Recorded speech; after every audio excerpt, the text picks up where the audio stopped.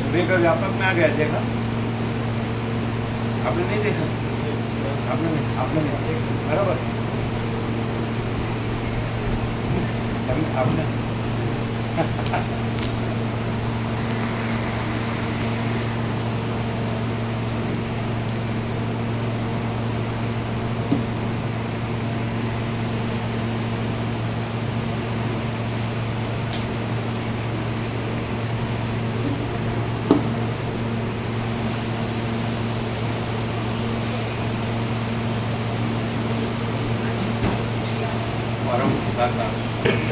परम चिदाकाश, परम ज्योति, अखंड ज्योति, अनंत पूर्ण, परम चिदाकाश, परम शांति, स्वयं सिद्ध, स्वयं प्रकाश, स्वयं पूर्ण, स्वस्वरूप, यही सब कुछ है, इसके सिवा कुछ नहीं है।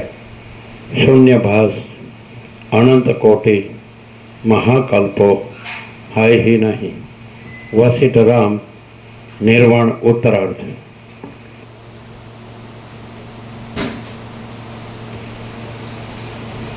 आद्य परब्रह्म सद्गुरु देव की जय। ओम श्री परमात्मने नमः। श्री योग वासिष्ठ महारामायण निर्वाण प्रकरण उत्तरार्ध, सर्ग 108मो, पेज नंबर 1467, पेज नंबर 1467, सर्ग 108मो। अविद्याનો નાશ થતાં જ જગતનો નાશ થાય છે। આ 108મા સર્ગમાં જ્યાં સુધી અવિદ્યાનો નાશ ન થાય ત્યાં સુધી કોઈ કાળે જગતનો અંત આવતો નથી। આ બાબત વિશે વિસ્તારથી અવિદ્યા સંબંધી એક વિચિત્ર આખ્યાન આવશે। 1467 ઉપરથી। એ રાજાના એવા તો અમૂલ્ય ગુણો હતા કે કવિઓ તેનું વર્ણન ન કરી શકવાને લીધે વર્ણન કરવામાંથી નિવૃત્ત થઈ જતા હતા। કવિઓને તેની પાસેથી અચલ લક્ષ્મી, ખ્યાતિ અને શોભા મળતા હતા અને તે મેરુ પર્વતની પેઠે જ પોતાના આશ્રિતોને ન્યાલ કરી દેતો હતો। નિરંતર પ્રાતઃકાળમાં ઉઘડનારા અને સર્વ દિશાઓમાં પ્રકાશ આપનારા કમળમાંથી જેમ સૂર્યના તડકાથી અપૂર્વ શોભા ઉત્પન્ન થાય છે, તેમ નિરંતર પ્રાતઃકાળમાં પ્રફુલ્લ રહેનારા અને સર્વની આશાઓને પૂર્ણ કરનારા એ વિપચિત રાજાના પ્રતાપથી અપૂર્વ શોભા ઉત્પન્ન થતી હતી। એ રાજાની બુદ્ધિ બ્રાહ્મણ તરફ બહુ શ્રદ્ધાવાળી હતી અને તેનામાં જાતિ, ફળ, વર્ણ, આશ્રમ આદિનું ઉત્તમ અભિમાન રહ્યું હતું। તે ભક્તિ વડે સદાકાળ એક સરખી રીતે અગ્નિને પોતાના ઈષ્ટ દેવતા રૂપે પૂજતો હતો અને બીજા કોઈ પણ દેવને તે જાણતો પણ ન હતો।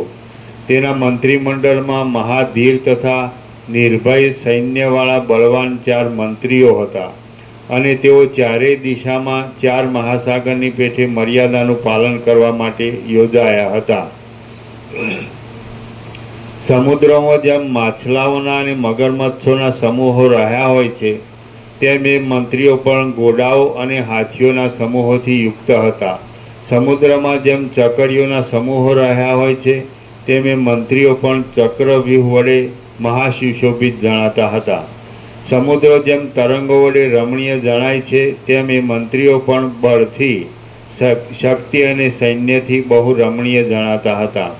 પૃથ્વીને શોભાવનારો એ વિપચિત રાજા પોતાના મંત્રીઓ વડે સર્વ દિશાઓ રૂપી ચક્રનો નાભીની પેઠે આધારરૂપ હતો। સુદર્શન ચક્રની પેઠે શત્રુઓથી અજય હતો અને સર્વ શત્રુ વર્ગને જીતતો હતો। તેની પાસે એક દિવસ પૂર્વ દિશા તરફથી એક ચતુર દૂત આવી ઊભો રહ્યો. તે રાજાને એકાંતમાં કાળના વેગના જેવી ઉતાવળી ગતિવાળું અને ઘોર ઘોર અક્ષરવાળું આ વચન કહેવા લાગ્યો.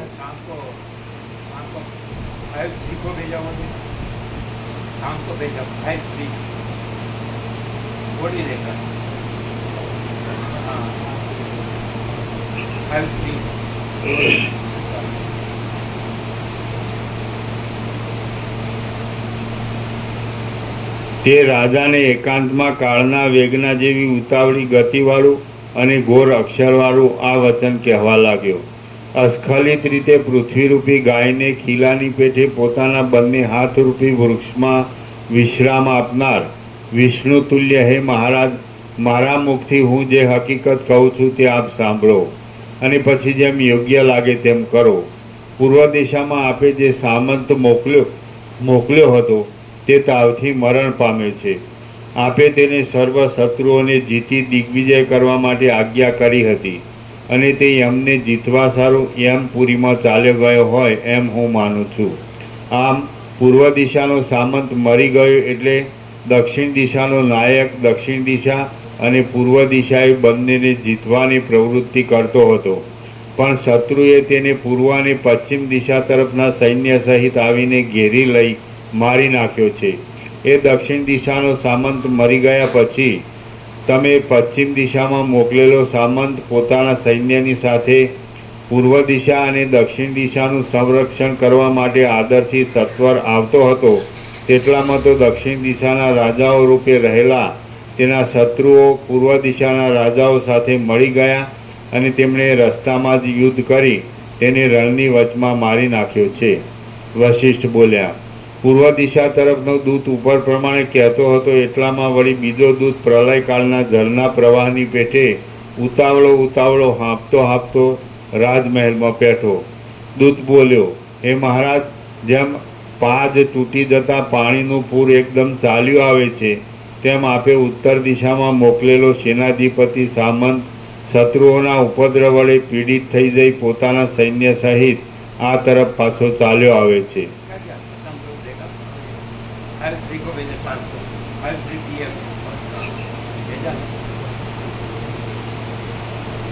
બરાબર.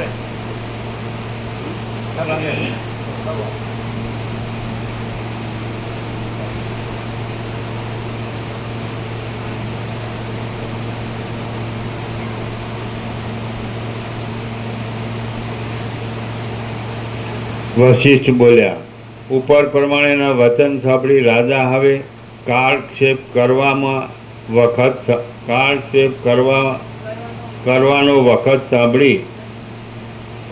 વખત એમ માની નથી એમ માની.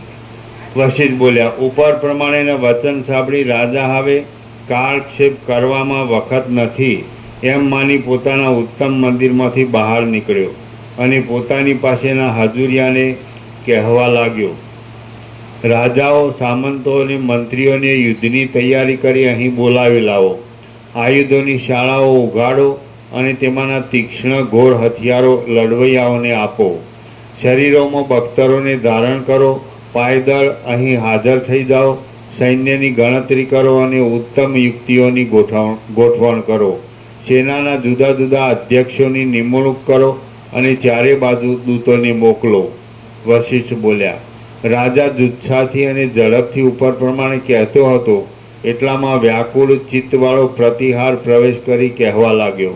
પ્રતિહાર બોલ્યો, હે મહારાજ, ઉત્તર દિશા તરફનો સેનાપતિ સામંત બહાર દોઢીએ ઊભો છે. કમળ જેમ સૂર્યના દર્શન ઈચ્છે છે તેમ તે આપ રાજાધિરાજના દર્શનને ઈચ્છે છે. રાજા બોલ્યા, જાઓ, તેને તત્વર અહીં બોલાવી લાવો. તેની પાસેથી વૃત્તાંત સાંભળી દિશાઓના અંતોમાં શું બન્યું તે આપણે જાણી લઈએ. વશિષ્ઠ બોલ્યા, રાજાએ પ્રતિહારને ઉપર પ્રમાણે કહ્યું એટલે તેણે અંદર મોકલેલા સેનાપતિ સામંતને રાજાએ પોતાની પાસે આવેલો જોયો. એ સામંત પ્રણામ કરવામાં પરાયણ થઈ રહ્યો હતો. ઘા વાગવાથી તેના સર્વ અવયવો ઘાયલ થઈ ગયેલા હતા. તેનું પ્રત્યેક અંગ બાણો વડે વિંધાયેલું હતું. તે શ્વાસ વડે વ્યાકુલ બની ગયો હતો, રુધિરનું વમન કરતો હતો અને નિર્બળપણાથી શત્રુઓને તેને જીતી લીધો હતો. એ સામંત રાજાને પ્રણામ કરીને પોતાના અંગમાં થતી વ્યથાને ધૈર્ય વડે થંભાવી રાખી હતી અને નિરંતરપણે અવિચ્છિન્ન રીતે વહ્યા કરતા શ્વાસથી તે હોંફી રહ્યો હતો. તેણે નીચે પ્રમાણે બોલવાનો આરંભ કર્યો. સેનાપતિ સામંત બોલ્યો, હે મહારાજ, ત્રણેય દિશાઓમાં આપે અધિકારી તરીકે મોકલેલા ત્રણેય સામંતો પોતાના વિસ્તીર્ણ સૈન્યની સાથે યમપુરીમાં ગયા છે. તે જાણે આપની આજ્ઞાથી યમને જીતવા માટે ત્યાં ગયા હોય એમ લાગે છે. હું તેમના દેશોને સંભાળતો હતો, પણ મને અશક્ત જોઈને ઘણા રાજાઓ મારી પછવાડે લાગ્યા છે. તેઓ બળાત્કારથી ઠેઠ આટલે સુધી આવી પહોંચ્યા છે. શત્રુઓનું મોટું સૈન્ય આપ મહારાજાના દેશમાં આવી પહોંચ્યું છે. તો જેમ તેમણે આપના સૈન્યની દુર્દશા કરી છે, તેમ આપે તેની દુર્દશા કરવી જોઈએ. આપ જેવા મહારાજાને કશું પણ દુર્જય નથી. વશિષ્ઠ બોલ્યા, વેદના વડે પીડાયેલો તથા રણમાં ઘાયલ થયેલો તે સામંત આ પ્રમાણે બોલતો હતો. એટલામાં વળી એક બીજો પુરુષ ઉતાવળથી પ્રવેશ કરી કહેવા લાગ્યો, હે મહારાજ, આપણા દેશના પુરુષો પીપળા આદિ વૃક્ષના પાંદડાઓની પેઠે કાપે છે અને ચો તરફ ડોલ્યા કરે છે. ચારે દિશાઓમાં શત્રુઓની મોટી સેનાઓ આવી પડી છે. મહાજાજ્વલ્યમાન ચક્ર, ગદા, પ્રાસ, કુંત આદિ આયુધોનો તો જાણે જંગલો જ ખડા થઈ રહ્યા હોય તેવો શત્રુઓનો કાંતિમય દેખાવ છે. તેથી આપણી જમીન જાણે લોકાલોક પર્વતના તટો વડે જ વીંટાઈ ગઈ છે. પતાકા, આયુધો અને યોદ્ધાઓને અંગમાં ધારણ કરી રહેલા તથા ચપળ સામાન વડે આકુળ દેખાતા તે રથો આકાશમાં ઉડેલા ત્રિપુરના સમૂહની પેઠે ચારે બાજુ પથરાઈ રહેલા દેખાય છે. પોતાની સૂંઢોને આકાશમાં ઉછાળતા અને જાણે માંસના વૃક્ષોના વનો જ ખડા થઈ રહ્યા હોય એવા દેખાતા હાથીઓના સમૂહો વર્ષા ઋતુમાં ગાજતા વરસાદના સમૂહોના જેવી ગર્જના કરે છે. પોતાની ગતિના ક્રમ વડે જાણે પૃથ્વી જ ઊંચી નીચી થયા કરતી હોય તેમ ઘોડાઓના સમૂહ નીચા અને ઊંચા થયા કરે છે તથા પવન વડે ઉછળતા મહાસાગરની પેઠે શબ્દો કરે છે. શ્રમને લીધે ફીણવાળા ઘુમરીઓની પેઠે ભમ્યા કરતા અને ચારે બાજુ કુંડાળાની પેઠે ચક્કર મારતા ઘોડાઓના સમૂહો ક્ષીરસાગરના ઝરની પેઠે અવાજ કરતા રહે છે. પ્રલયકાળના મહાસાગરનું પૂર જેમ પોતાના વિશાળ તરંગો વડે ચારે બાજુ ફરી વળે છે, તેમ આકાશની પેઠે ચળકાટ મારતા કવચ, શસ્ત્ર આદિની તૈયારી વડે સુશોભિત એવું બળવાન સૈન્ય પ્રત્યેક દિશામાં ફરી વળેલું દેખાય છે. એ સૈન્યની અંગે રહેલા બાણ, શસ્ત્ર, અસ્ત્ર, બખ્તર, મુકુટ અને આભૂષણ કાંતિઓ જાણે આપતા પ્રતાપરૂપી અગ્નિની મૂર્તિમાન જ્વાળાઓ હોય તેમ ચારે બાજુ ચમક્યા કરે છે. માછલા, મગરમચ્છ આદિના આકારે રચાયેલા વ્યૂહો વડે યુક્ત અને વંટોળિયા વાયુની પેઠે ચારે બાજુ ફરી વળેલી સેનાઓ યોદ્ધાઓની ભીડથી ભરપૂર દેખાય છે. કુંત, ભાલા આદિ આયુધોની પંક્તિઓ એકબીજામાં પરસ્પર અથડાવાથી જાણે કોક પામી હોય તેમ તીક્ષ્ણ અવાજ પેદા કરે છે અને ઝબકારા મારે છે. હે મહારાજ, ઉપર પ્રમાણે આપને વિજ્ઞપ્તિ કરવાને મને મારા સ્વામીએ કૌંસમાં આપના સામંતે આજ્ઞા કરેલી છે અને તેઓ પોતે આપણા દેશની સીમના અંતમાં આવેલી ઝાડીમાંથી યુદ્ધ માટે ગયા છે. હે મહારાજ, હવે હું પાછો એ મારા સ્વામીની મદદ કરવાને સાંગ, બાણ વગેરેની તૈયારી કરી જાઉં છું. જે કંઈ કહેવાનું હતું તે સર્વ હું આપને નિવેદન કરી ચૂક્યો છું. હવે જે કર્તવ્ય હોય તે આપ જાણો. વશિષ્ઠ બોલ્યા, એ દૂત ઉપર પ્રમાણે કહી ગળગળો થઈ ગયો અને સમુદ્રના તરંગની પેઠે શાંત થઈ પ્રણામ કરી તરત ચાલતો થયો. ગભરાટને પામેલા મંત્રીઓ, રાજાઓ, યોદ્ધાઓ, હાથીઓ, ઘોડાઓ, નોકરો, નગરજનો અને સ્ત્રીઓ વગેરેના ટોળાઓથી વ્યાકુળ થયેલો અને પોતાના ઉપર આવી પડેલા ભયને લીધે હાથમાં ઉપાડેલા હથિયારોવાળા અનેક જનસમૂહોથી ભરેલો તે રાજમહેલ પ્રચંડ પવન વડે વ્યાકુળ થઈ રહેલા મોટા જંગલના જેવો અતિ વ્યાકુળતાવાળો દેખાતો હતો. શ્રી યોગ વાસિષ્ઠ મહારામાયણમાં નિર્વાણ પ્રકરણના ઉત્તરાર્ધનો પાર્થિવ સંરભ વર્ણન નામનો સર્ગ 108મો સમાપ્ત. સર્ગ 109મો. રાજાએ સ્વદેહને અગ્નિમાં હોમી તેમાંથી 4 દેહ ઉત્પન્ન કર્યા. આ 109મા સર્ગમાં મંત્રીઓના વચન સાંભળી રાજા પોતાના દેહનો અગ્નિમાં હોમ કરશે અને તેના બીજા 4 દેહ તરત અગ્નિમાંથી ઉત્પન્ન થશે એ વિશે વર્ણન કરવામાં આવશે. વશિષ્ઠ બોલ્યા, જેમ દૈત્યોએ સ્વર્ગલોક દબાવવાથી વ્યાકુળ થઈ ગયેલા ઇન્દ્ર પાસે મુનિઓ આવે, તેમ શત્રુઓએ પોતાનો દેશ ઘેરી લેવાથી વ્યાકુળ થઈ ગયેલા રાજા પાસે એટલા સમયમાં સર્વ મંત્રીઓ ભેગા થઈ ગયા. મંત્રીઓ બોલ્યા, હે મહારાજ, અમે વિચાર કરી બધો નિર્ણય કરી લીધો છે કે શામ, દામ અને ભેદ એ ત્રણેય ઉપાયો આપણા શત્રુઓ પાસે કાર્ય કરી શકે તેમ નથી, માટે તેનો દંડ જ આપવો જોઈએ. હે મહારાજ, શામ અને ભેદ આપણે કોઈ દિવસ અગાઉ પણ શત્રુઓ પાસે કરેલ નથી, તો હમણાં તે કરવાની વાત જ શી કરવી? આપણા શત્રુ એ મલેચ્છ લોકો મહાપાપી છે, ધનાઢ્ય છે, જુદા જુદા દેશમાંથી આવી ભેગા થયા છે, શસ્ત્ર આદિની સારી તૈયારીઓવાળા છે, સંખ્યામાં બહોળા છે અને આપણા છિદ્રોને બરાબર જાણનારા છે, માટે તેઓ શામ આદિ ઉપાયને માને એમ નથી. આ બાબતમાં સારી રીતે સાહસ કર્યા વિના બીજો કશો ઉપાય નથી. તેથી હવે તરત રણ સંગ્રામને માટે ઉદ્યોગ કરો. આપ હવે શૂરવીર પુરુષોને યુદ્ધ માટે આજ્ઞા આપો, ઈષ્ટ દેવતાની પૂજા કરો, સામંતોને બોલાવો અને રણના નગારા વગડાવો. સર્વ યોદ્ધાઓ તૈયાર થઈ રણ સંગ્રામમાં નીકળી પડો. સર્વ દિશાઓને હાથીઓ વડે જાણી પ્રલયકાળના કાળા મેઘો વડે સુશોભિત હોય તેવી સુશોભિત બનાવો. ધનુષ્યના પરસ્પર અથડાવાથી ઊંચા નાદો થતા રહો. પ્રત્યંચાના સમૂહોના શબ્દ સંભળાવો અને અર્ધચંદ્રના આકારે રાખેલા ધનુષ્યો વડે દિશાઓ વરસાદના વાદળાઓની પેઠે શ્યામ થઈ રહો. ઝબકારા મારતી પ્રત્યંચારૂપી વીજળી વડે સુશોભિત ગાટા સિંહનાદરૂપી ગર્જના વડે યુક્ત અને ધનુષ્ય, કુંડળ વગેરેથી સુંદર દેખાતા શૂરવીરરૂપી મેઘો બાણોરૂપી જળધારા વરસાવો. રાજા બોલ્યો, ભલે, તમે સર્વ યુદ્ધ માટે નીકળો. નગરની રક્ષા માટે અને વ્યૂહરચના વગેરે સંબંધી જે ગોઠવણ કરવી ઘટે તે કરો. હું સ્નાન કરી અગ્નિનું પૂજન કરી પછી રણભૂમિમાં આવું છું. વશિષ્ઠ બોલ્યા, રાજાએ એ પ્રમાણે કહ્યું ત્યારે તે મોટા કાર્યોમાં વ્યગ્ર હતો, છતાં તેણે તેમને છોડી દીધા. પછી તરત વર્ષા ઋતુમાં નવો બગીચો જેમ જળ વડે ભીંજાઈ જાય છે તેમ પોતે ગંગાજળથી ભરેલા ગડાઓ વડે નાહ્યો. હવે તેણે અગ્નિશાળામાં પ્રવેશ કર્યો અને શાસ્ત્ર અનુસાર આદર વડે અગ્નિનું પૂજન કરી તેણે વિચાર કરવા માંડ્યો.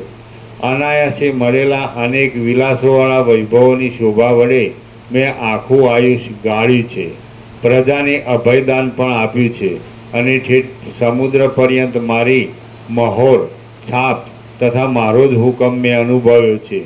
શત્રુઓના રાજ્ય લઈ મેં તેમને મારા પગ તળે દબાવ્યા છે અને 10 દિશાઓને કર આદિરૂપી ફળોના ભાર વડે મેં લતાની પેઠે જ નમાવી દીધેલી છે. પ્રજાઓના ચિત્તરૂપી ચંદ્રબિંબમાં મેં મારો નિર્મળ યશ સારી પેઠે પૂરી દીધેલો છે. મેં મારી કીર્તિલતારૂપી ગંગાને પૃથ્વીમાં સર્વત્ર પ્રસારી દીધી છે અને તે નીચેનાથી તે ઉપરના સર્વલોકમાં વ્યાપ્ત છે. સંબંધીઓ, મિત્રો, પૂજ્ય બ્રાહ્મણ વગેરે ગુરુજનો અને બંધુઓના ઘરોને મેં ખજાનાની પેઠે રત્નો વડે ભરી દીધેલા છે અને મેં દિગ્વિજય કરતા સમુદ્રના તીરમાં નારિયેળના રસના આસવનું પાન કર્યું છે.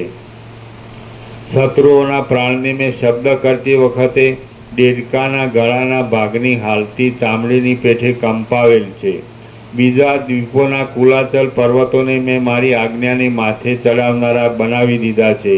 મેં સિદ્ધ લોકોની સેનામાં વિહાર કર્યો છે અને હું દિશાઓના અંત ભાગમાં આવેલી અપૂર્વ કાંચનમય ભૂમિમાં પણ ફર્યો છું.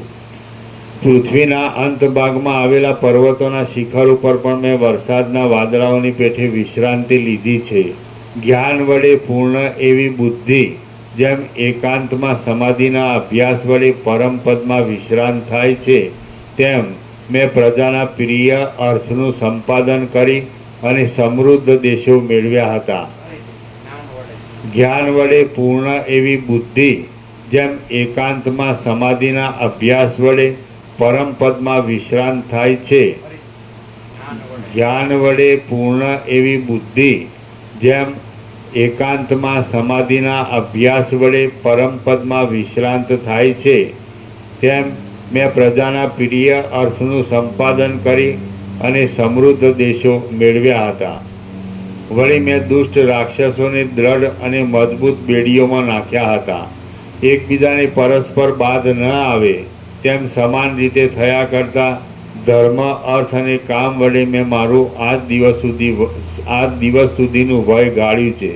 હું હમણાં જાણે યશનું અત્યંત પાન કરી ધવલ થઈ ગયો હોઉં તેમ જરા વડે ધોળો થઈ ગયો છું. મને હમણાં લીલા ઘાસ ઉપર પડેલા ઝાકળના બિંદુઓના સમૂહ જેવું ધોળું વૃદ્ધ વય પ્રાપ્ત થયું છે અને તે સર્વ ભોગોના આનંદથી રહિત છે. વિશેષમાં વળી બળવાન ભયંકર શત્રુઓ ચડી આવ્યા છે અને તેઓ યુદ્ધ ઈચ્છે છે. એ લોકો ચારે બાજુથી ભેગા થઈ સંપીને આવેલા છે. યુદ્ધમાં જય સંદિગ્ધ છે. માટે અહીં આ સમયે જ જયદાયી એવા અગ્નિદેવને હું પ્રકટ કરીને આ મારા મસ્તકની આહુતિ આપું. રાજા બોલ્યો, હે દેવાધિદેવ, હે અગ્નિદેવ, યજ્ઞમાં પુરુરાસની પેઠે આ મારા મસ્તકને હું આપના કુંડમાં આહુતિ રૂપે હોમું છું. હે મહારાજ, જો મારા આ કૃત્યથી આપ પ્રસન્ન થયા હો તો બળવાન અને લક્ષ્મીવાન એવા નારાયણના 4 ભુજની પેઠે બળવાન અને લક્ષ્મીવાન એવા મારા 4 દેહ આ કુંડમાંથી ઉત્પન્ન થાઓ. એટલે તે વડે હું ચારે બાજુ ચારે દિશાઓમાં શત્રુઓને નિર્વિઘ્નપણે મારું. હે મહારાજ, હું જ્યારે આપનું સ્મરણ કરું ત્યારે આપે મને દર્શન આપવું. વશિષ્ઠ બોલ્યા, આમ એ રાજાએ કહ્યું પછી બાળક જેમ લીલા વડે ચપળ કમળને છેદી નાખે છે તેમ તેણે ખડગ લઈને તે વડે પોતાના માથાને છેદી નાખ્યું. આમ છેદેલા પોતાના મસ્તકને તે રાજા અગ્નિમાં હોમવા જાય છે તેવો તે પોતે ધડ સહિત અગ્નિમાં જઈ પડ્યો. અગ્નિએ હવી રૂપે તેનો ઉપયોગ કરી પાછું તેને બદલે 100 ગણું આપ્યું. કેમ કે જે મહાન પુરુષોના ઉપયોગ માટે કલ્પાયેલ હોય છે તે તરત વૃદ્ધિ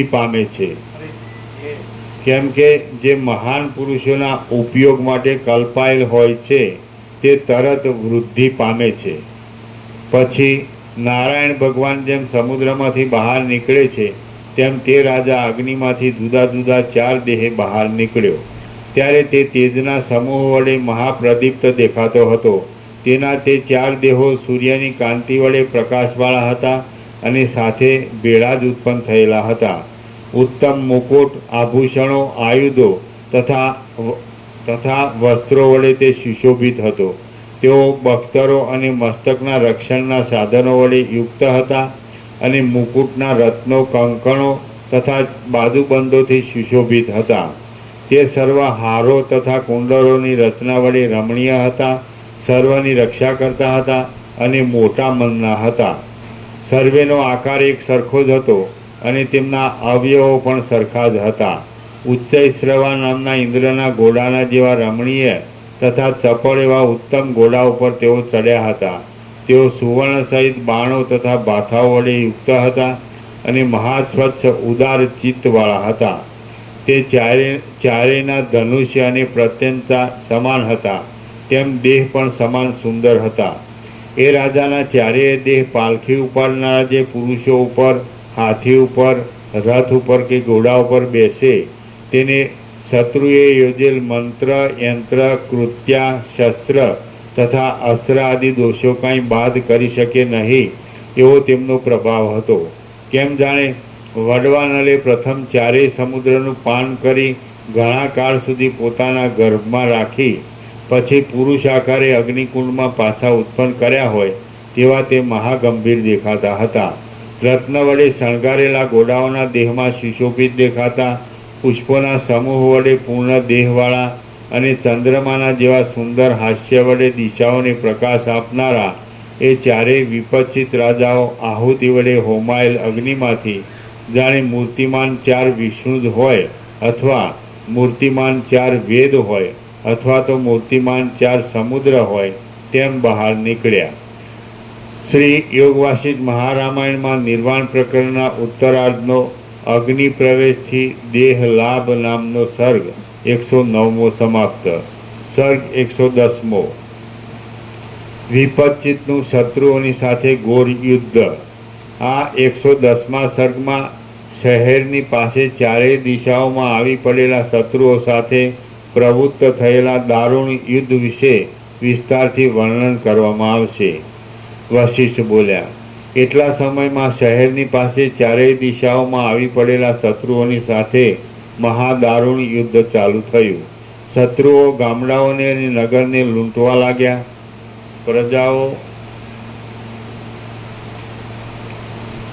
પ્રજાઓનો સમૂહ અત્યંત વ્યાકુળ થઈ ગયેલો જણાતો હતો. કેટલાક દેહો અગ્નિની જ્વાળા લાગવાથી બળતા દેખાતા હતા. ધુમાડારૂપી વાદળાઓના ગોટાઓથી સર્વભાગ વ્યાપ્ત થઈ રહ્યો હતો. બાણોના સમૂહ વડે અને ઘણા ધુમાડાથી સૂર્યનારાયણ ઢંકાઈ ગયા હતા. તેથી ચારે બાજુ અંધકાર પથરાઈ રહ્યો હતો.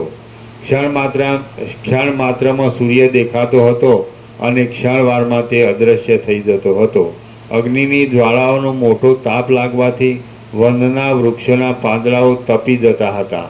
ચપળ ઉંબાડિયા, શૂળ અને મૂસળ વડે આખું આકાશ પૂરાઈ રહ્યું હતું. અગ્નિના અનેક પ્રતિબિંબોથી આયુધોનો બમણો પ્રકાશ દેખાતો હતો. રણમાં સામે પગલે મરાયેલા મોટા શૂરવીરો સ્વર્ગમાં ઇન્દ્રની અપ્સરા અને અમૃતને પામતા હતા. ઉચ્છૃંખલપણે થયા કરતી હાથીઓની ગર્જનાને લીધે રણમાં ઉત્સાહ રાખનારા પુરુષોને હર્ષ થતો હતો. ભૂસુંડી, પ્રાસ, શૂળ, તોમર આદિ આયુધોના સમૂહની વૃષ્ટિ થતી હતી. કેટલાક પામર પુરુષો તો યોદ્ધાઓના કોલાહલના શ્રવણ માત્રથી જ હૃદયનો ભંગ થતાં મરી જતા હતા. ધૂળનો સમૂહ ઉપર પથરાઈ જવાથી દોડા થઈ રહેલા વાદળાઓથી અંતરિક્ષનો માર્ગ રોકાઈ ગયો હતો. મરણના ભયથી વ્યગ્ર થઈ ગયેલા સામંતોના સમૂહો મોટા પોકારની સાથે નાચતા હતા. આમ તેમ ચારે બાજુ ઉત્પાતનો અગ્નિ લાગ્યો હતો. તેથી પ્રજાઓ પીડિત થતી હતી. અગ્નિ વડે બળી જવાથી ઘરો પડી જતા હતા અને તેમાંથી અગ્નિ વરસનારા ધુમાડારૂપી વાદળાઓ નીકળતા હતા. શત્રુનું મરણ થતાં આનંદ આપનારા અસંખ્ય બાણોની ધારારૂપી વરસાદથી સર્વભાગ વ્યાપ્ત થઈ ગયો હતો. એ યુદ્ધ ગોડાઓરૂપી તરંગોથી સમુદ્રના તરંગોનો પરાજય કરતું હતું. હાથીઓના દાંત ભીસાવાથી મંદ રીતે થયા કરતા ચિત્કારના શબ્દ વડે કાનને અરુચિ ઉત્પન્ન થતી હતી. ગઢના ઉપરના ભાગમાં આવેલી કોટડીઓની ભીંતો ઉપર ઉત્તમ યોદ્ધાઓએ કાંટાઓ પાથરી દીધા હતા અથવા કાંટાની પેઠે જ બાણો ખોડી દીધા હતા. અગ્નિ વડે વીંટાયેલા અને કુંઠિત થઈ ગયેલા ગઢોની ઉપરની મેડીઓના શિખરોમાં અગ્નિની જ્વાળાઓ નૃત્ય કરતી હતી. ચારે બાજુ મોટા આડંબરની સાથે અસ્ત્રો ઉછળતા હતા અને તેથી મનુષ્યોના જવા આવવામાં હરકત થતી હતી. આકાશમાં ઉડ્યા કરતી મહેલોની ધજાઓમાં પવન અથડાવાથી પટપટ અવાજ થતો હતો.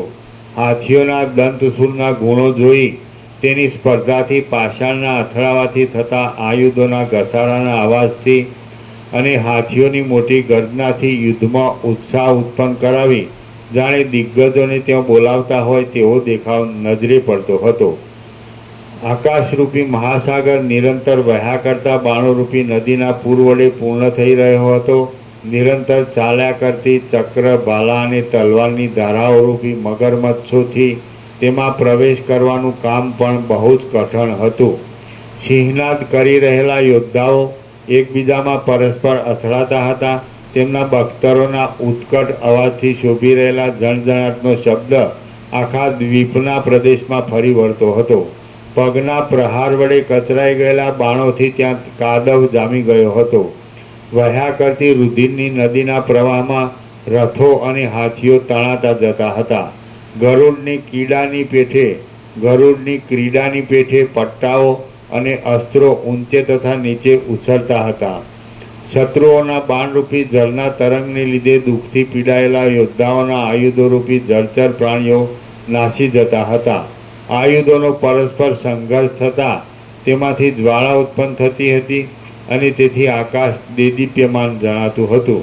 વળી પળિયાથી રહિત જુવાન શૂરવીર પુરુષો રણસંગ્રામમાં મરાતા હતા અને દેવરૂપ થઈ જઈ સ્વર્ગને પ્રાપ્ત થતા હતા. રજરૂપી ધોળા વાદળામાં પ્રખર ચક્રરૂપી વીજળીઓ ચમકતી હતી. આકાશ આયુધો વડે અવકાશ વિનાનું થઈ ગયું હતું અને તેને લીધે આયુધો પૃથ્વી સુધી ન પહોંચતો અધ્ધર ભમતો હતો. બાણને વરસનારા મોટા યોદ્ધાઓનો દોડ જોઈ પ્રતિપક્ષી યોદ્ધાઓ સામે ઉત્કટ સિંહનાદ કરતા હતા. ભાગી જઈ પૃથ્વી પર પડેલા ગાડામાં ભરાવાથી પૈડા ભાગી જતા કેટલાક રથો નીચે પડતા હતા. શત્રુઓ માથા વગરના દળો યોદ્ધાઓ અને વેતાળો સાથે ભળી ગયા હતા. તેથી તેમાં ઘણા કષ્ટે પણ માંડ પ્રવેશ થાય તેવું હતું.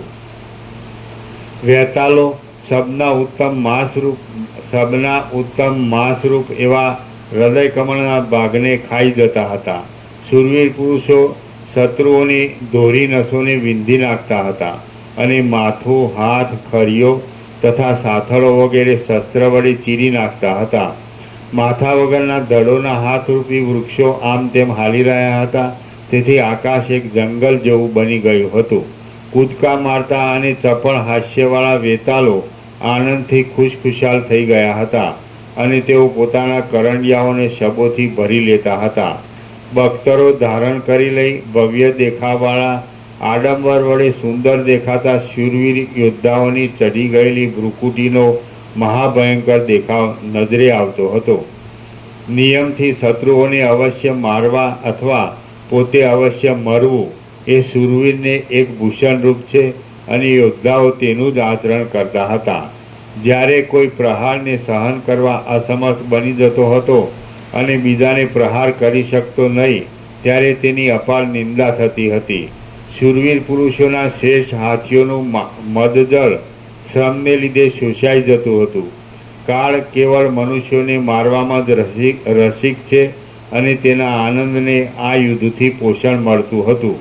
એ યુદ્ધની અંદર પોતાને માટે પોતાની બડાઈ ન કરનારા અને ગુપ્ત રીતે ઢંકાઈ રહેલા શૂરવીર પુરુષોનો જય તેના સ્વામી પાસે પ્રસિદ્ધપણે જણાઈ રહેતો હતો. ત્યારે જે ભીરુ પુરુષો ગુપ્ત રીતે ઢંકાઈ રહ્યા હતા તેમનું બીકણપણું પણ તેમના સ્વામીના જાણવામાં આવતું હતું. યુદ્ધ મનુષ્યની અંદર ગૂઢપણે રહેલા શૌર્ય આદિ ગુણોને જાગૃત કરી દેતું હતું. જે લોકો પોતાના બાહુબળ વડે વખણાતા હતા અને દેશમાં દુર્બળ પુરુષોના આધારરૂપ હતા તેમને એ યુદ્ધના ધનના જેવું પ્રિય લાગતું હતું. ત્યાં હાથી અને રથોનું એકબીજામાં પરસ્પર પછડાવું થતાં હાથીઓના ગંડ સ્થળો ભેદાઈ જતા હતા અને સર્વ મદોન્મત ગંધ હસ્તીઓના મદનું જળ પરિશ્રમને લીધે શોષાઈ જતું હતું. જેમ મદોન્મત હાથી જળમાં પેસતા સારસ પક્ષીઓ ચીસ નાખી ભાગી જાય છે તેમ એ યુદ્ધમાં કેટલાક તરુણ સામંતો પણ ભયને લીધે ચીસ નાખી પોતાના હાથીને મૂકી દઈ ભાગી જતા હતા. ત્યારે વૃદ્ધ છતાં હાથ ચાલાકીવાળા કેટલાક સામંતો તલવાર મારવામાં પોતાની બહાદુરી બતાવતા હતા. કોઈક સ્થળે યોદ્ધાઓનો સમૂહ નહીં આવ્યા છતાં ભયને લીધે મનુષ્યો ભ્રાંતિથી ભાગી ગયા હતા અને પરસ્પર પગ તળે કચરાઈ જવાથી અધમુવા જેવા થઈ ગયા હતા. દિવસ જેમ સૂર્યનારાયણને આધીન રહે છે તેમ તેઓ રાજાને શરણે જઈ પડતા હતા. અભિમાનરૂપી વાયુના જોર વડે ઉન્મત્ત થઈ ગયેલા પુરુષો પોતાને નમી જનારને પણ કૂટી પાડતા હતા. પોતાનું પ્રાણ સમાન ધન નગરના બજારની પેઠે ત્યાં વેચાઈ જતું હતું. લુગડાને ધજાને ધારણ કરી રહેલા પતાકાઓના સમૂહ ચપળ ભુજલતાઓ જેવા જણાતા હતા. એ યુદ્ધની ભૂમિ રુધિર વડે ઉજ્જવળ હતી તેથી જાણે ત્રૈલોક્યની લક્ષ્મીના આભૂષણરૂપ પરવાળા પથરાઈ રહ્યા હોય તેવો ભાસ જણાતો હતો.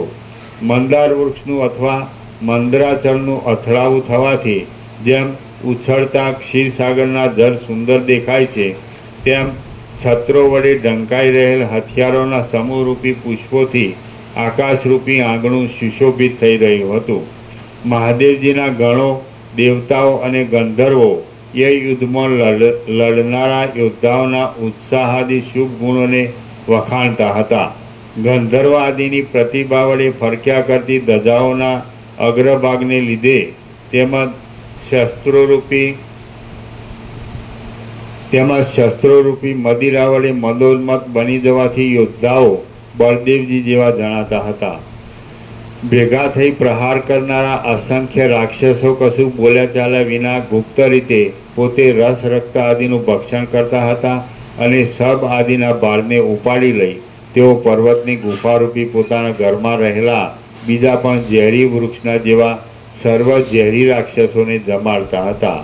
કેમ જાણે ભાલાના વનો જ ઊભા હોય એવો દેખાવ આપનાર ભાલાદારોએ કાપી નાખી ફેંકી દીધેલા શત્રુઓના માથાઓ અને હાથો વડે આકાશ વ્યાપ્ત થઈ રહ્યું હતું.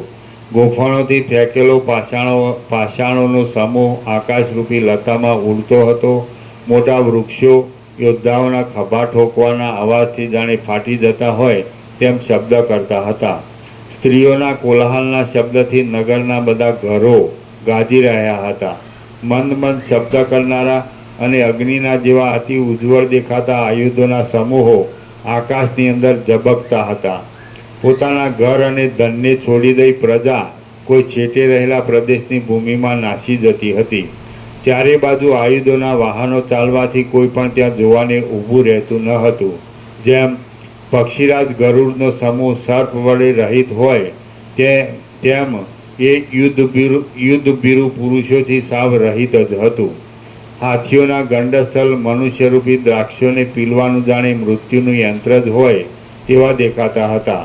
એ ગંડસ્થળમાં હાથીઓએ દાંતો વડે પીસી નાખ્યા છતાં જીવતા રહેલા મોટા યોદ્ધાઓને અત્યંત સંકટ ભોગવવું પડતું હતું. યંત્રમાંથી નીકળતા પાષાણો પછડાઈ જતા વસ્ત્રમાં છુપાવી રાખેલા હથિયારો કચરાઈ જઈ ચૂરેચૂરા થઈ જતા હતા. યોદ્ધાઓની ગર્જના સાંભળી હાથીઓના સમૂહો સામી ગર્જનાઓ કરતા હતા અને તેથી ગુફાઓ પણ ગાજી રહેતી હતી. પર્વતોની ગુફામાં શબ્દ પહોંચવાથી ઉઠેલા પડછંદાના શબ્દોથી તેનો અંદરનો સર્વ ભાગ ગાજી રહેતો હતો. જે યોદ્ધાઓ જન્મથી માંડી મોટા યત્ન વડે મેળવેલા પોતાના પ્રાણના સર્વ સ્વરૂપ સર્વ બળને પ્રગટ કરતા હતા તે શૂરવીર પુરુષો જ એ રણમાં જય મેળવતા હતા.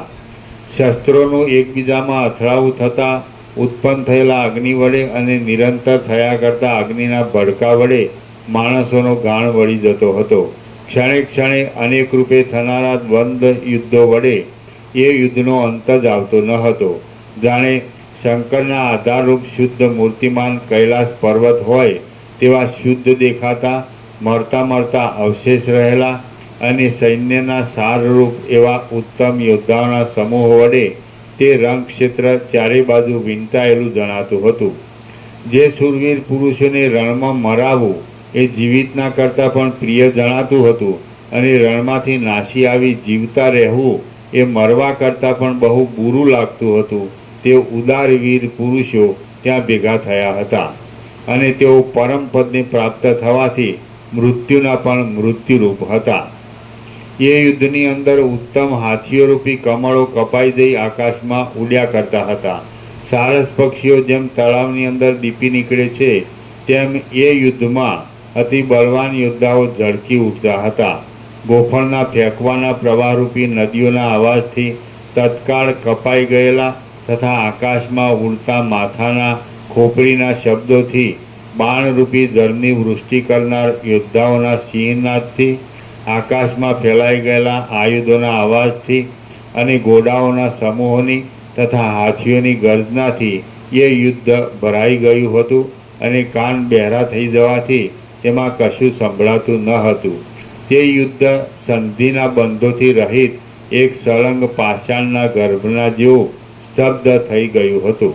સર્ગ 110 સમાપ્ત. સર્ગ 111 આ વર્ણન બસ એટલે શરૂઆતમાં કીધું ને રામને કે આ શું કામ છે આ, તો કે જ્યાં સુધી અવિદ્યાનો નાશ થતો નથી ત્યાં સુધી આ જગતના ભ્રમનો નાશ થતો નથી, એમ મેઇન પોઈન્ટ એ છે. એટલે હવે આ બધું આ વિપક્ષિત રાજાનું દ્રષ્ટાંત આપીને આ બધું યુદ્ધનું ને બધું એનું એના અનેક પછી મરશે ને અનેક જન્મ થશે ને અનેક જન્માંતર થશે ને છેવટે પછી વસિષ્ઠથી એનો મોક્ષ થશે. એ વસ્તુ છે ને દશરથના દરબારમાં છેલ્લો એનો હરણનો અવતાર આવશે ને પછી વસિષ્ઠથી ને અગ્નિથી દેવથી એનો ત્યાં સુધી એ અનેક જન્મોમાં અવિદ્યા દ્રશ્ય રૂપી અવિદ્યાનો આ દ્રશ્ય દેખાય છે જગત, એનો અંત જોવા એ જન્મો સુધી ભટકશે. અનેક જન્મ મરણની પરંપરામાં ભટકશે. છેવટે ખબર ને દશરથની સભામાં છેલ્લો હરણનો અવતાર છે એ સભામાં લાવવામાં આવશે ને પછી વસિષ્ઠને અગ્નિથી એનો મોક્ષ થાય. એટલે કહેવાનું મેઇન પોઈન્ટ એક જ કે જ્યાં સુધી અવિદ્યાનો અંત આવતો નથી ત્યાં સુધી આ જગતનો ભ્રમ નાશ પામતો નથી, ટળતો નથી. ત્યાં સુધી એ જગતનો ભ્રમ દેખાય જ કરે. અવિદ્યા એટલે અજ્ઞાન. એટલે જ્યાં સુધી અજ્ઞાનનો ભ્રમ રહે તો આવું બધું ભાષ્યા કરે છે. અત્યારે બધા યુદ્ધો ચાલે જ છે ને, નથી ચાલતા? જગતમાં યુદ્ધો ચાલે જ છે. આ તો આપણે અહીંયા શાંતિથી બેઠા છે એટલે ખબર ન પડે. જગતમાં તો બધું કેટલું બધી જાતનું નકામું બધું સાવજની કે માણસમાં જ ન કહેવાય એવું. બધા રાક્ષસો જ હોય ને એવી રીતે બધા વર્તતા હોય છે. આ તો અહીં તમારા આ દેશમાં શાંતિ છે એટલે તમને ખબર ન પડે, પણ વસિષ્ઠ જેવી વર્ણન કરે એ ખરેખર પૃથ્વીમાં બધી જાતનું થઈ શકે, પણ એ બધું અવિદ્યાને લીધે જ દેખાય છે. જેને જ્યાં પછી જ્ઞાન થાય એટલે અજ્ઞાનનો નાશ થાય પછી આ જગતનો ભ્રમ રહેતો નથી. પછી તો પરમ ચિદાકાશ પરમ જ્યોતિ અખંડ જ્યોતિ અનંત પૂર્ણ પરમ ચિદાકાશ પરમ શાંતિ स्वयं सिद्ध स्वयं प्रकाश स्वयं पूर्ण स्वस्वरूप यही सब कुछ है, इसके सिवा कुछ नहीं है. शून्यवास अनंत कोटि महाकल्पो है नहीं. આ બધું આ સૃષ્ટિ સ્થિતિ પ્રલય જગત આ કંઈ છે જ નહીં. આ પંચભૂત ને દ્રષ્ટાદ્રશ્ય ને આ બધું સ્વપ્ન જેવો ને જાંજવાનો જળ જેવો ભ્રમ છે, મિથ્યા. સમજે ને? અસત છે, અસાર છે, દુઃખ છે અને મિથ્યા જેમ નાશવંત છે. એટલે આ જ્ઞાન છે, તત્વબોધ. તત્વ એટલે જેને તમે જે કહેવો એ કહો એનો શબ્દ નથી, પણ એ પરમ પ્રકાશ, પરમ આનંદ, પરમ શાંતિ. તો એ પરમ સત્ય પરમ તત્વ છે, પરમ ચિદાકાશ. એને પરબ્રહ્મ પરમાત્મા કહે છે, પરમેશ્વર કહે છે, જે કહેવું એ. કાંઈ ન કહો તો પણ એ છે, પ્રકાશ છે એવો. સમજે છે? આકાશ જેવો આખો અનંત ચૈતન્ય પ્રકાશ છે. એટલે આ જેમ આકાશ દેખાય છે એમાં કાંઈ થતું નથી, તેવી રીતે એ ચૈતન્ય પ્રકાશ રૂપી આકાશ છે, એમાં કાંઈ થતું નથી. પણ જ્યાં સુધી અવિદ્યા ભ્રાંતિ હોય ત્યાં સુધી આવું બધું દેખાય. હું છું ને જગત છે, જન્મું છું, જીવું છું, સુખી દુઃખી થાઉં છું, મરું છું. પણ જેવી રીતે સ્વપ્નમાં બધું દેખાય, પણ જાગી જાય તો પછી સ્વપ્નનો બધા જન્મ મરણ સુખ દુઃખ છે જ નહીં. દ્રષ્ટા દ્રશ્ય ને બધું પંચભૂતને સ્વપ્નમાં બધું દેખાય, આકાશથી પૃથ્વી બધું દેખાય, પણ એ કાંઈ નથી. તેવી રીતે અત્યારે પણ આ એ સ્વપ્ન જ છે. પણ જેવી રીતે પછી એમાં જાગૃત થઈ જાય, ખરેખર તો એ છે મહાચિદાકાશ સ્વયં પ્રકાશ સંપૂર્ણ પ્રકાશ. તો જાગૃત થઈ જાય પછી આ સ્વપ્ન પણ નથી, આ નથી. પછી આના જન્મ મરણ સુખ દુઃખ પણ નથી. જેવી રીતે સૂર્યપ્રકાશમાં બધું દેખાય, પણ સૂર્યપ્રકાશમાં રહીએ તો પછી આ બધું ન દેખાય. પણ આ બધું જોઈએ એટલે સૂર્યપ્રકાશ ન દેખાય એવું. એટલે એ જે પરમ ચૈતન્ય પ્રકાશ છે એમાં રહીએ તો પછી આ બધું ન દેખાય. આ તો ભ્રાંતિ માત્ર જ છે, અવિદ્યા. એટલે જ્યાં સુધી અવિદ્યાનો નાશ ન થાય ત્યાં સુધી આ સંસાર બ્રહ્મનો નાશ થતો નથી. એટલે સંસાર બ્રહ્મમાં જે બધું દુઃખ છે, સાર નથી, અસાર છે, બધા કે અસત છે ને અસાર છે ને દુઃખ છે ને આમ સ્વપ્ન જેવું છે ને જાનવાળું જળ જેવું છે ને મિથ્યા નાશ કે, પણ એ જ્ઞાનથી જ એ નાશ પામે, બોલવાથી નાશ ન પામે. આ જ્ઞાન થાય કે ભાઈ આ તો આ કાંઈ નહીં, આ ભ્રાંતિ છે, બધું અજ્ઞાન છે. અજ્ઞાનીને દેખાય, જ્ઞાનીને ન દેખાય એમ. જ્ઞાનીમાં કાંઈ ન હોય, અહંકાર ન હોય, જગતે ન હોય, કોઈ જન્મમરણ સુખ દુઃખી ન હોય, તો દેહના છે. કાંઈ પોતે આત્મા છે, પરમાત્મા છે. પરમાત્મામાં આ બધું કાંઈ નથી.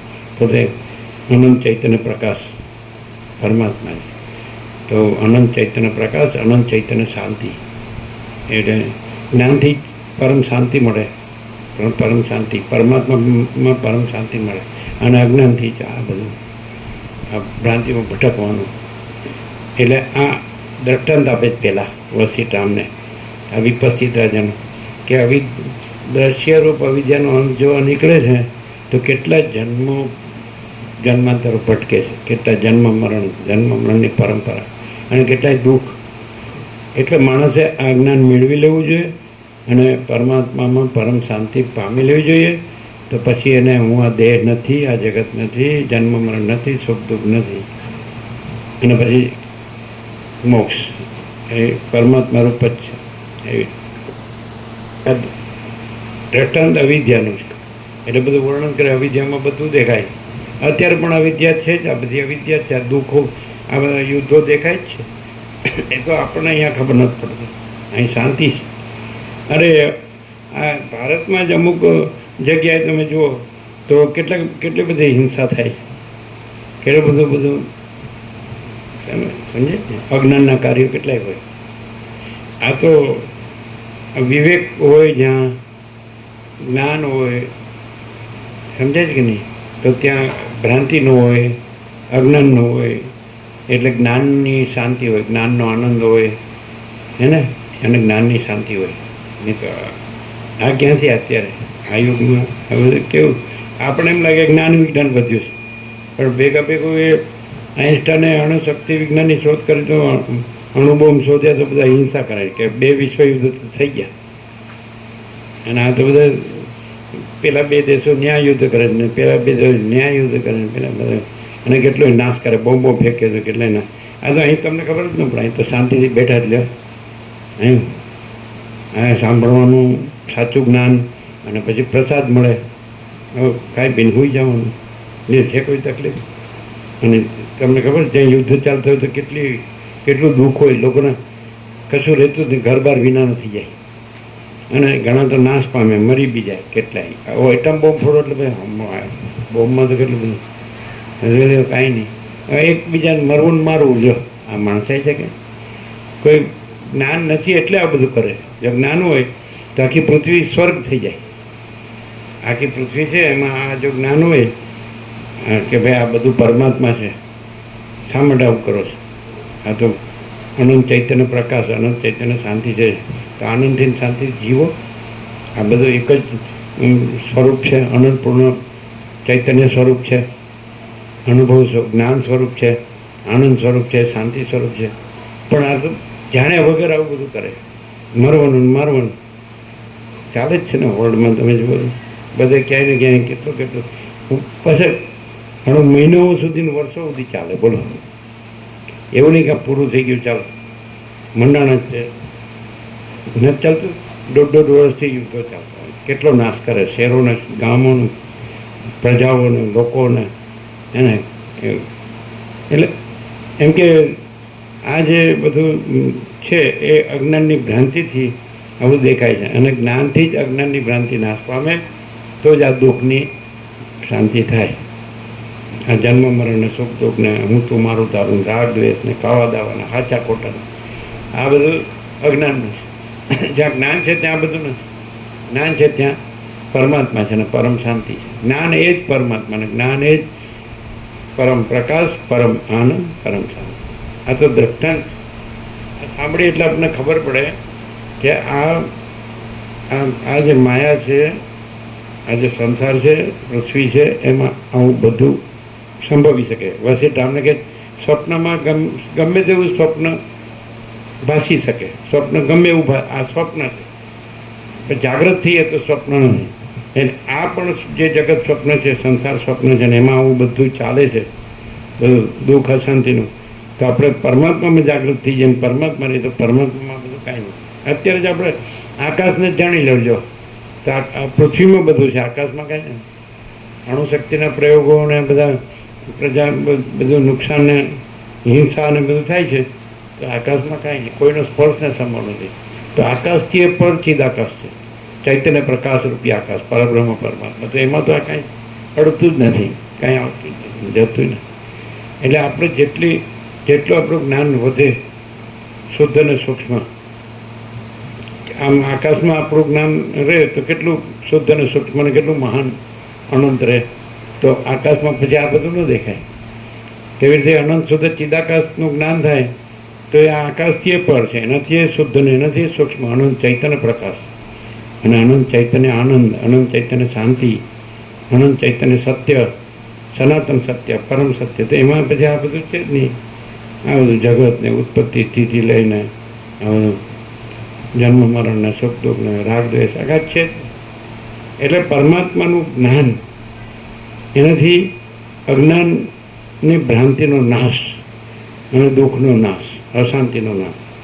અને આ જો આ અજ્ઞાન રહે બધું હું આ છું ને મારું છે ને આ બધું જગત છે ને આમ તેમ આ જન્મીને મરી ગયું ને સુખી થયું દુઃખી થયું ને મળ્યું ન મળ્યું, વધતું ન ઓછું, હારું ને ખોટું.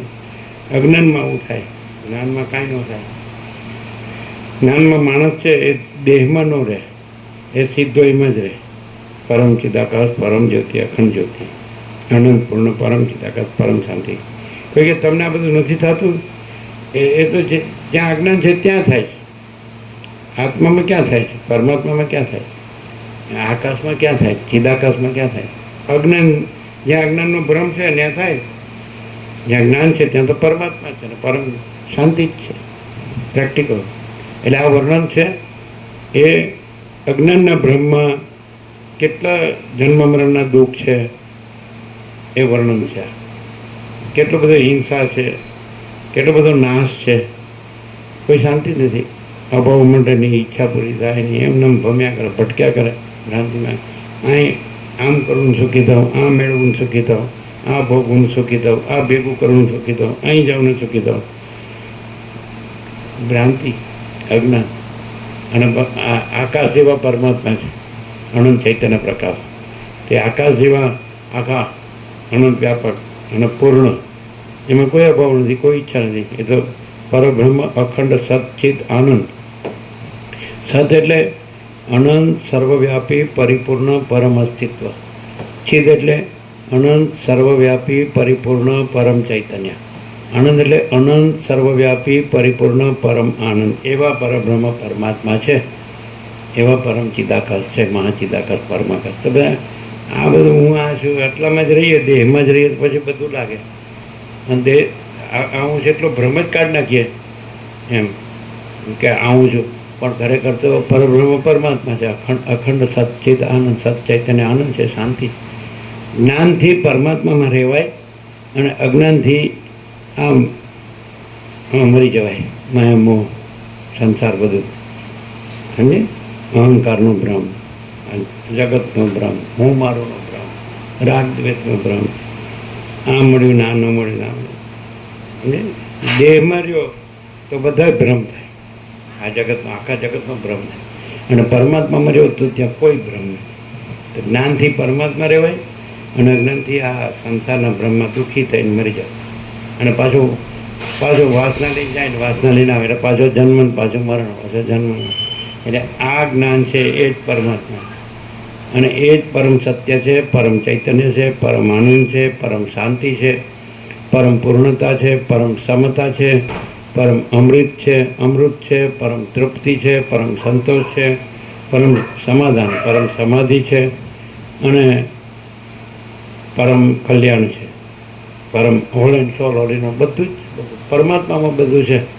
બાકી આ માયા, આ અજ્ઞાન, આ ભ્રાંતિ, આમાં કશું નથી. જ્ઞાનથી જ આ વિવેક થાય, જ્ઞાનથી જ પરમાત્મામાં પરમ ચૈતન્ય પ્રકાશમાં જાગૃતિ થાય. જેમ સૂર્યનારાયણ ઉગે તો રાત્રિનો અંધકાર અદૃશ્ય, તેવી રીતે આ પરમાત્માના ચૈતન્ય પ્રકાશનો ઉદય થાય એટલે બધું અજ્ઞાન અંધકાર અદૃશ્ય. એ જેમ સ્વપ્નમાં બધું દેખાય પણ એ સાચું નથી. જાગીએ એટલે પછી સ્વપ્ન કાંઈ નથી. એમ પરમાત્મા જે અનંત ચૈતન્ય પ્રકાશ છે એની અંદર આ જગત સ્વપ્ન કાંઈ નથી. ખાલી સ્વપ્નમાં હોઈએ ત્યારે સ્વપ્ન સાચું લાગે છે, પણ જાગ્રતમાં હોઈએ એટલે પછી સ્વપ્ન કાંઈ નથી. એવી રીતે આ અજ્ઞાનના બ્રહ્મમાં હોઈએ ત્યારે જગત સાચું લાગે છે, પણ પછી પરમાત્મામાં જાગીએ તો બધું આમ સૂર્યનારાયણ ભગવાનમાં જેમ કેવો બધો પ્રકાશ છે, એમ પરમાત્મા સૂર્ય છે ને એમાં બધો પ્રકાશ જ છે. અને એ સત છે, ચૈતન્ય છે, આનંદ છે, શાંતિ. એ જેને અનુભવ થયો હોય એને જ ખબર પડે, પણ એ જે આમાં લાગ્યો રહે એને જ અનુભવ થાય. પાછો આને છોડી દે ને પાછો જગતમાં ભટક્યા કરે માયાની પાછળ, તો પછી એને આ ખબર જ ન પડે. પરમાત્મા ખાલી બોલવાનું જ રહે. બ્રહ્મને પરમાત્મા બોલવાથી કંઈ શાંતિ ન થાય, એને અનુભવવાથી શાંતિ થાય. આપણે અંધારામાં રહીએ અને સૂર્ય બોલ્યા કરીએ, સૂર્ય ન અનુભવાય. પણ આપણે સૂર્યનારાયણ ભગવાન ઉગે એ પ્રકાશમાં આવી જઈએ તો ત્યાં સૂર્યનારાયણ અનુભવાય. એમ જ્ઞાનના પ્રકાશથી પરમાત્મા સૂર્ય અનુભવાય. એટલે જ્ઞાનના પ્રકાશમાં લાગ્યો રહે તો અજ્ઞાનના બ્રહ્મનો નાશ થાય. નહીં તો પછી અજ્ઞાનના બ્રહ્મ જ રહે કે ના હું તો આ જ છું ને આ મારું છે બસ. તો કૂવામાં દેડકા જેવું કૂપમંડુક, એટલે એનો એમ લાગે મારો કૂવો જ મહાસાગર છે. અરે ભાઈ કૂવો મહાસાગર નથી, મહાસાગર જ મહાસાગર. પરમાત્મા મહાસાગર છે ના બધું હું મારું એ કૂવામાં દેડકા જેવું. તો આ સંકુચિતતા દૂર થાય જ્ઞાનથી કે ભાઈ આ તો અનંતને વિશાળ અને ભરપૂર બધે રહેલા છે. અનંત ચૈતન્ય પ્રકાશ, કેવળ અનંત ચૈતન્ય પ્રકાશ પરમાत्मा છે. अनंत कोटि ब्रह्मांडो ત્રસણો जैसा भास है, भास हुआ नहीं है नहीं होगा नहीं होता नहीं. અનંત કોટી બ્રહ્માંડો ત્રસણો જેવા ભાસ છે. તો પછી આ તમારું બ્રહ્માંડ તો કાંઈ નથી, આ હું એ કાંઈ નથી, આ જગત એ કાંઈ નથી. એવા અનંત ચૈતન્ય પ્રકાશ છે, સમજાય? અનંત ચૈતન્ય એમાં પરમ શાંતિ છે. અને શાંતિ है सब कुछ है, शांति नहीं कुछ नहीं. भ्रांति में शांति नहीं, शांति में भ्रांति. સમજાય? બે વસ્તુ હારે ન રહે. એટલે જ્ઞાન જ શ્રેષ્ઠ છે ને જ્ઞાન જ મેળવવું જોઈએ જન્મથી. વસિષ્ઠ 2 વાર બોલ્યા મનુષ્ય જન્મથી આત્મજ્ઞાન પ્રાપ્ત કરી લેવું જોઈએ. 7-8 વર્ષના બ્રહ્મચારી બટુકે આત્મજ્ઞાન પ્રાપ્ત કરી લેવું જોઈએ. આ 2 વખત અંદર ઉલ્લેખ છે ને. એનો કંઈક પૂર્વનો સંસ્કાર હોય, પરમાત્માની કૃપા હોય અને આ મળે એ લે અને ઉતારે, અંદર ઉતારે અને પરમાત્માને પામે અને એની પરમ શાંતિને પામે. પછી એને આ જન્મના ચક્કરમાં આવવું ન પડે અજ્ઞાનના બ્રહ્મમાં. એ ગીતામાં કૃષ્ણ પણ બોલ્યા કે એ કેવા છે, કેવલ અનંત ચૈતન્ય પ્રકાશ પરમાત્મા છે. કેવું તો કે ન તદ ભાષે તે સૂર્યો ન શશાંકો ન પાવક યદગત્વા ન નિવર્તન તે તદ્ધામ પરમમ. આ સૂર્યચંદ્ર અગ્નિ એ જગતમાં ભાષે છે, તો ત્યાં તો એ અનંત ચૈતન્ય પ્રકાશ છે આકાશ જેવા. તો ત્યાં તો સૂર્યચંદ્ર અગ્નિ પણ ભાસતા નથી. અને એને પામ્યા પછી આ મિથ્યા નાશવંત અજ્ઞાનના બ્રહ્મા, સંસારના બ્રહ્મા આવવું પડતું નથી. એ મારું પરમ ધામ છે એવું બોલ્યા છે. ન તદ પાસે તે સૂર્યો ન શશાંકો ન પાવક યદગત્વા ન નિવર્તન તે તદ્ધામ પરમમ. પણ એક માણસની અંદર ચંચળતા ભ્રાંતિ ન હોય, એની અંદર વિવેક વૈરાગ્ય હોય, સમધમ મનોજા ઇન્દ્રિય જે હોય, શ્રદ્ધા હોય. એમ કે છે ગીતામાં કૃષ્ણ શ્રદ્ધાવાન લભતે જ્ઞાનમ તત્પર સંયતેન્દ્રિય જ્ઞાનમ લબ્ધા પરમ શાંતિમાં ચિરેણાધિ ગચ્છતિ. જેનામાં શ્રદ્ધા હોય ભગવાનમાં, પરમાત્મામાં, શ્રદ્ધાવાન લભતે જ્ઞાનમ. તો એ જેની એમાં શ્રદ્ધા છે એ અનંત ચૈતન્ય પ્રકાશમાં, કે તો એ જ્ઞાનનો લાભ કરે છે. શ્રદ્ધાવાન લભતે જ્ઞાન તત્પર, જે તત્પર છે એટલે એ લગ્ની છે જેના એનામાં. એમ જેમ મીરાની કેવી કૃષ્ણમાં લગ્ની હતી એવી રીતે એ રામકૃષ્ણ પરમથી કાલીમાં લગ્ની હતી, રમણ મહર્ષિમાં અરુણાચલેશ્વરમાં લગ્ની હતી, તુલસીમાં રામની લગ્ની હતી. આ બધી લગ્ની કેવી. નરસિંહ મહેતામાં શ્રીહરિની લગ્ની. નામ અનેક છે, ભગવાન તો એક જ છે, ઈશ્વર એક જ છે, પ્રભુ એક જ છે. આ બધું છે એનું સ્વરૂપ જ છે. અનંત પૂર્ણ એ અખંડ સચ્ચિદાનંદ સ્વરૂપ છે. સત ચૈતન્ય આનંદ અખંડ. એમ મહાચિદાકાર જ્યોતિ અનંત અખંડાબેન લગ્ની તત્પરતા. તો શ્રદ્ધાવાન લભતે જ્ઞાનમ તત્પર સંયતેન્દ્રિય જીતેન્દ્રિય, જેણે પોતાની ઇન્દ્રિયોને મનને જીત્યા છે. સંયતેન્દ્રિય, સંયત ઇન્દ્રિય. ઇન્દ્રિય મનને જીત્યા હોય, છાકટો હોય તો એ તો હડકવાથી હોય જાણે હડકાયા કૂતરાને જેમ સડીને મરી જાય પછી એ સમજાય નકામું. એટલે શ્રદ્ધાવાન લભતે જ્ઞાનમ તત્પર સંયતેન્દ્રિય જ્ઞાનમ લબ્ધા પરમ શાંતિમાં અચિરેણાધિ ગચ્છતિ. જ્ઞાન લાભ થાય ને, પરમાત્માનું જ્ઞાન થાય, પરમાત્માનું દર્શન અનુભૂતિ સાક્ષાત્કાર થાય તો શું થાય? જ્ઞાનમ લબ્ધા પરમ શાંતિ, તરત જ એ પરમાત્માની પરમ શાંતિને પામે છે. પરમ શાંતિ જ્ઞાનમ લબ્ધા પરમ શાંતિ અચિરેણાધિ ગચ્છતિ. અચિરેણ એટલે તરત જ જેવું જ્ઞાન ન થાય, જેવો જે શ્રદ્ધા હોય, તત્પરતા હોય, જીતેન્દ્રિય પણ હોય, ઇન્દ્રિય મનને જીત્યા હોય એટલે ઇન્દ્રિય મન નિર્મળ હોય, બાળક જેવા શાંત, નિર્વિકાર, નિરાકાર. તો એવા જીતેન્દ્રિય પુરુષને પરમાત્માનું જ્ઞાન થાય, અનુભૂતિ થાય, અને પછી એ જ્ઞાન થાય એટલે તરત જ પરમ શાંતિ, કૃષ્ણ કહે છે પરમ શાંતિને પામે છે. કૈવલ્ય, પરમ નિર્મળતા, પરમ શીતળતા, એમ જે એટલે જેને પરમાત્મા જોતા હોય, પરમાત્માનું જ્ઞાન જોતું હોય અને તરત પરમાત્માની પરમ શાંતિ જોતી હોય તો શ્રદ્ધા જોઈએ, તત્પરતા, લગ્ની જોઈએ, જીતેન્દ્રિયપણું જોઈએ.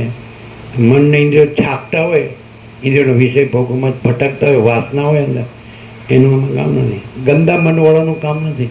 પવિત્ર મન, જે રામકૃષ્ણ પરમહંસ કહે છે 5 વર્ષની અંદરના બાળકનું ભગવાન જેવું રૂપ, એનામાં સ્ત્રી પુરુષનો ભેદજ્ઞાન ન હોય, તે એવા પવિત્ર મનવાળા હોય ને, એવું જેનો દિલ સાફ હોય, એમાં પાપ ન હોય, વિકાર ન હોય, ભેદભાવ ન હોય, અને સ્વાર્થ ન હોય, લેવા દેવાનો એવું. એટલે પવિત્રતા મેઇન વસ્તુ. તો એને થાય, એને જ અનુભવ થાય, એને જ્ઞાન થાય ને એને પરમ શાંતિ થાય. ત્યાં આગળ પછી આ જ્ઞાનનો ભ્રમ, માયા, આ સંસારનો ભ્રમ કાંઈ છે જ નહીં. જન્મ મરણનો સુખ છે જ નહીં. આપી દે જે પ્રસાદ આપી દે બધા. નવા આવ્યા એનો વચનામૃત આપી દે, બાકી બધાને પ્રસાદ આપી દે.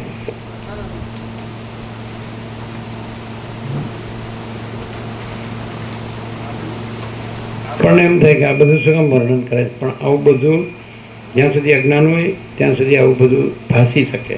પણ જ્ઞાન થાય ને આ કાંઈ ન હોય, એ તો પછી પરમાત્મામાં પરમ શાંતિમાં જ રહે. પરમ પ્રકાશ, પરમ આનંદ, परम शांति. यहाँ यही सब कुछ है. यहाँ कोई युद्ध बुद्ध नहीं है.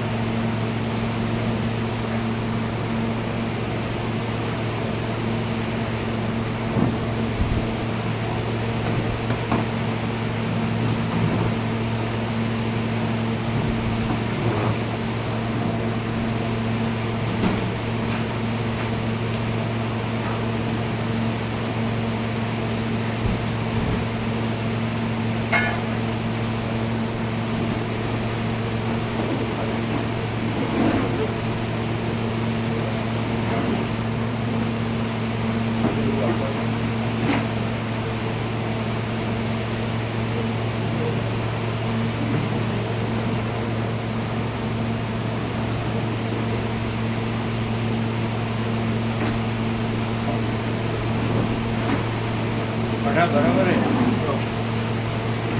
सब आ गया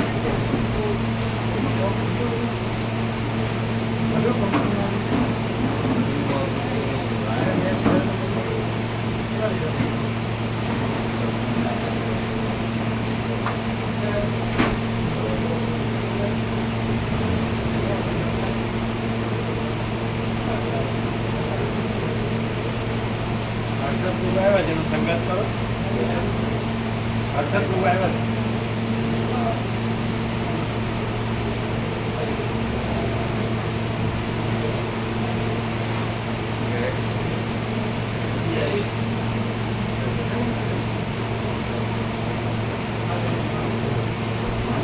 એ હર્ષદ પ્રભુ તારો મને સંગાત કરો. હા બાબુ. હા